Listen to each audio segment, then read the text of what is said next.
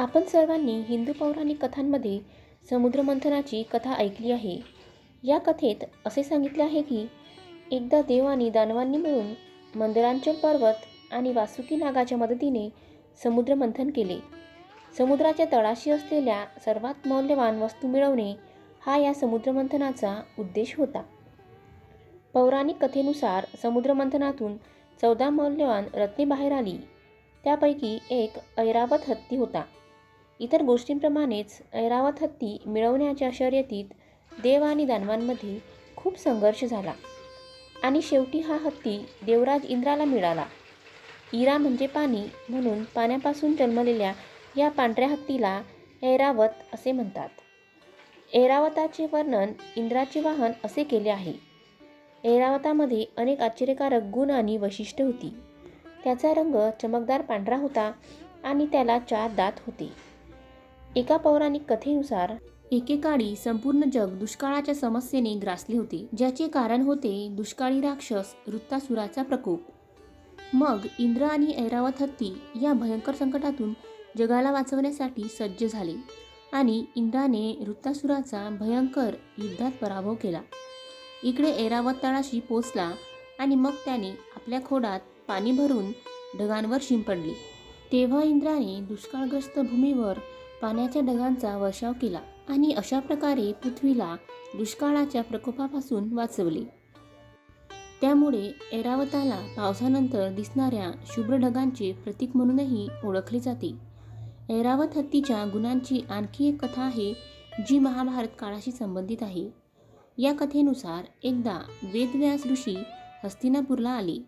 राजा धृतराष्ट्राने त्यांचे राजेशाही थाटात स्वागत केले. तेव्हा माता राजमाता गांधारी आणि कुंतीने त्यांना प्रार्थना केली की हे ऋषीवरा, आम्हाला असे व्रत आणि उपासना सांगा की ज्याने आमच्या राज्यात सदैव सुख, शांती आणि समृद्धी नांदेल. यावर वेदव्यासजींनी त्यांना महालक्ष्मीचे व्रत करण्याचा सल्ला दिला. त्यांनी सांगितले की या व्रतामध्ये हत्तीची मूर्ती देखील समाविष्ट आहे, म्हणून या व्रताला गजलक्ष्मी व्रत असेही म्हणतात. यानंतर व्यासांनी हे व्रत पाळण्याच्या पद्धतीने सविस्तर वर्णन केले. व्यासजी परत आल्यावर दोन्ही राण्यांनी उपोषणाची तयारी सुरू केली.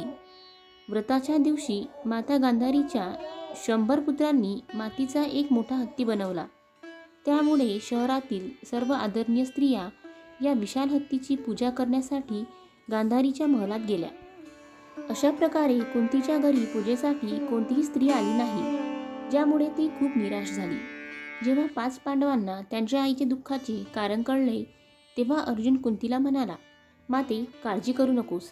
तू नगरात बोलावून सांग की इथे आपण मातीच्या हत्तीची नव्हे तर ऐरावत या हत्तीची पूजा करू, जो स्वर्गातून आला आहे. यानंतर अर्जुनाने आपल्या बाणाच्या सहाय्याने ऐरावत हत्तीला स्वर्गातून बोलावून घेतले.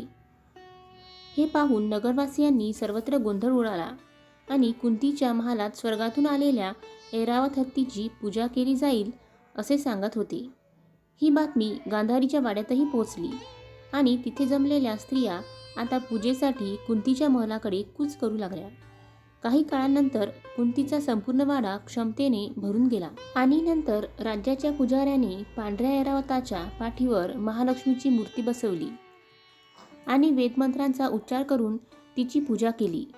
ऐरावतावर विराजमान झालेल्या लक्ष्मीची ही भव्य पूजा पाहून नगरवासी आनंदाने उड्या मारू लागले.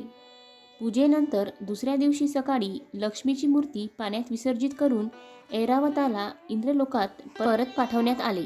त्यामुळे हिंदू धार्मिक कथांमध्ये ऐरावत हत्तीला विशेष महत्त्व आहे. जर तुम्हाला माझा व्हिडिओ आवडला असेल तर प्लीज माझ्या चॅनलला लाईक, शेअर आणि सबस्क्राईब करा. धन्यवाद.